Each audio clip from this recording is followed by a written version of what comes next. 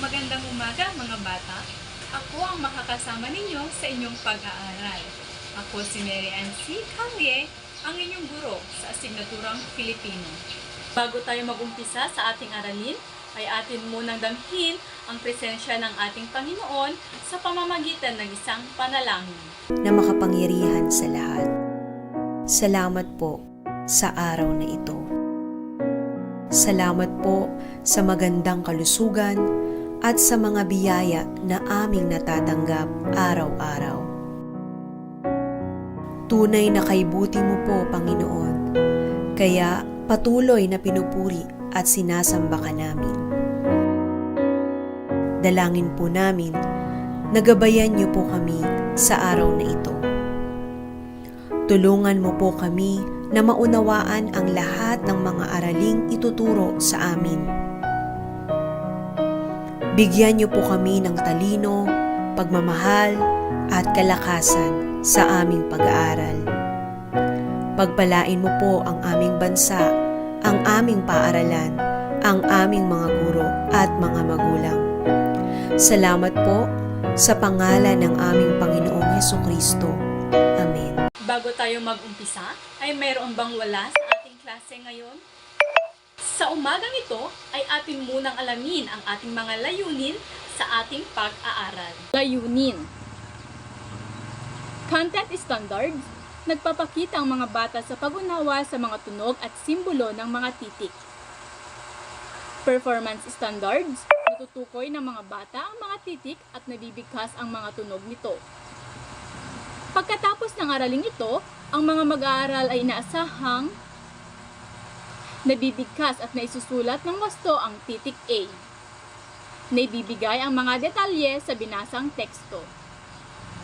Naipapakilala ang sarili sa ibang pangkat gaya ng pangalan, edad at pangalan ng mga magulang. Nakakaguhit ng mga bagay na nagsisimula sa letrang A. Bago tayo dumako sa ating aralin, ay manonood kayo ng isang video patungkol sa mga letra na nagsisimula sa letrang A. Panoorin ito ng mabuti. Naintindihan ba mga bata? Letrang A ay may tunog na A. A, A, A, A. May mga salitang nagsisimula sa letrang A at ito ay nag-uumpisa sa tunog na A. A, aso. A, asin. A, apoy. A, apa. A, alak. A, apat. A, alimango. A, araw. A, atis. A, aklat. A, abaniko. A, ambulansya. Muli, ito ang letrang A na may tunog na A. At ngayon, ating balikan ang mga larawang nag-uumpisa sa letrang A. Aso, asin, apoy, apa, alak, apat, alimango, araw, atis, ambulansya, aklat, at abaniko. Mga bata, tungkol saan ang inyong napanood na video?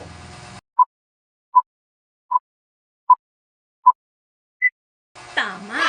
Ano ang mga letrang A ang nasabi sa video?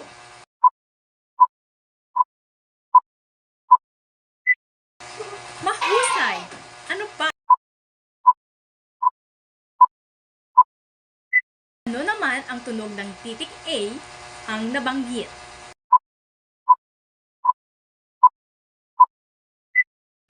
Tumpa! Ang letrang A ay may kaugnayan sa ating paksang tatalakayin ngayong umaga. Ang paksang ating tatalakayin ngayong umaga ay ang letrang A at pagpapakilala sa sarili. Bago ang pagbasa sa tekstong patungkol sa pagpapakilala sa sarili, ay narito ang mga gabay na tanong. Una, sino ang batang lalaki? Pangalawa, ilang taong gulang na siya? Pangatlo, sino ang batang babae? At pang-apat, nag-aaral na ba sila? Atin nang basahin ang teksto. Ang teksto ay tungkol sa pagpapakilala ng mga bata ninyong nag-aaral. Naintindihan ba ang teksto, mga bata? Ngayon, ating sagutin ang unang tanong. Sino ang batang lalaki?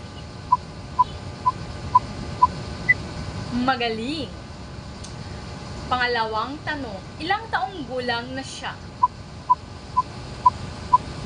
Mahusay! Sino ang batang babae? Tumpak! Nag-aaral na ba sila? Magaling! Talagang naintindihan ninyo ang ating binasang teksto. Sa pagpapakilala naman ng sarili, mga bata, ay kailangan lang natin sabihin ang buong pangalan, taon o edad, kung nag-aaral man o hindi, at pangalan ng mga magulang. Halina't balikan natin ang halimbawa.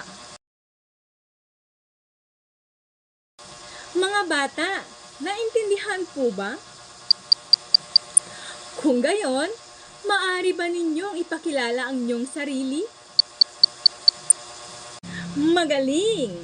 At dahil dyan, bibigyan ko kayo ng malaking star. Mahusay! Naintindihan nyo nga talagang mabuti ang teksto. Ang pangalang Andrea at Alex ay nagsisimula sa titik A na ang tunog ay A. Ito ang letrang A. Ating alamin ang tunog ng letrang A. Aalamin din natin ang mga bagay o larawan na nagsisimula sa letrang A. Ito ang malaking A. At ito naman ang maliit na A, na ang tunog ay A. Sabihin nga ninyo, mga bata, kung ano ang tunog ng letrang A. Narito ang mga larawan na nagsisimula sa letrang A. Ang unang larawan ay araw. Ang araw ay nagsisimula sa letrang A na ang tunog ay araw.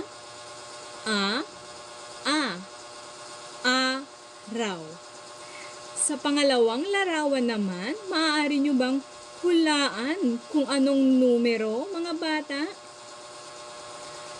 6.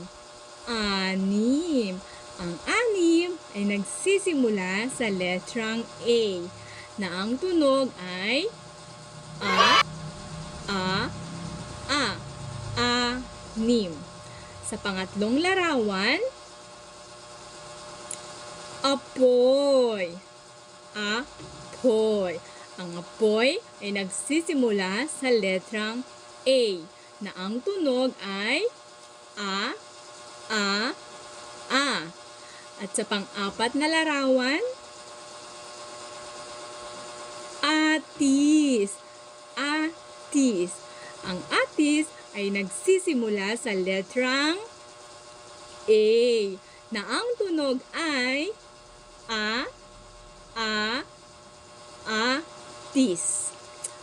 At abukado. Ang abukado ay nagsisimula sa letrang A na ang tunog ay abukado.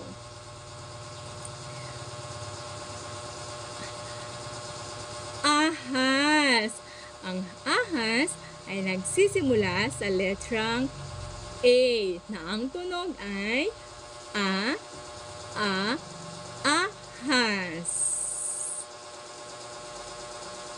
Next na larawan, ama. Ama. Ang ama ay nagsisimula sa letrang A na ang tunog ay ama. At panghuling larawan ay aso. Aso. Ang aso ay nagsisimula sa letrang A na ang tunog ay aso. Sabihin nga muli ang mga nasa larawan, mga bata.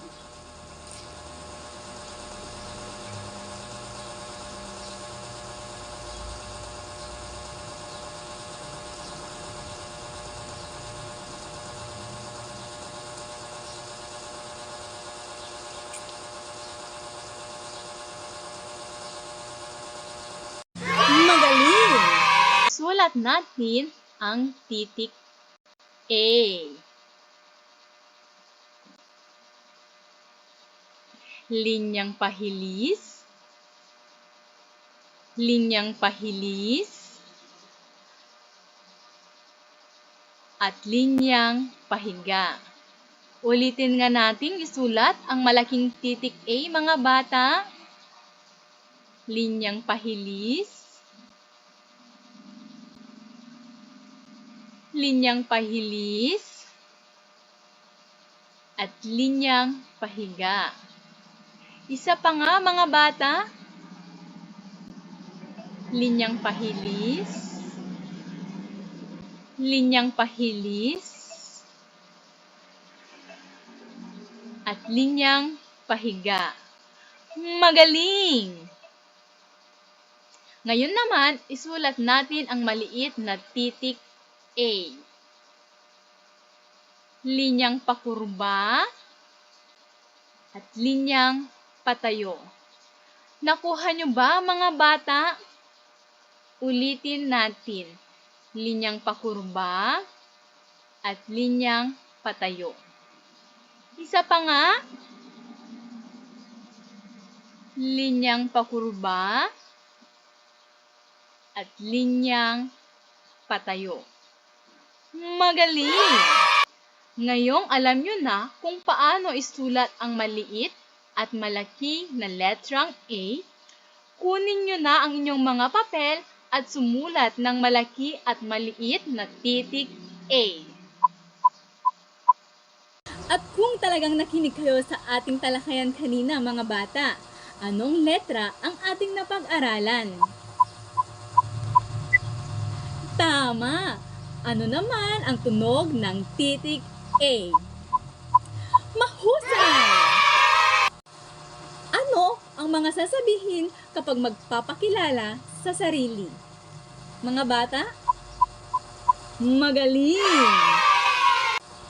Mga bata, bakit kaya mahalaga ang pagpapakilala ng sarili? Mahusay! Isulat sa patlang ang tunog ng sumusunod na larawan.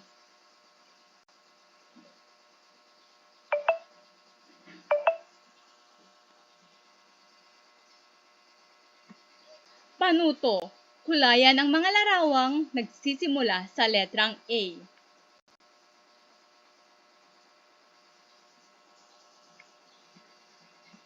Para sa inyong takdang aralin, gumuhit ng 3 hanggang 5 bagay na nagsisimula sa letrang A. Iguhit ito sa papel. Hanggang sa muli, mga bata, salamat sa inyong pakikinig.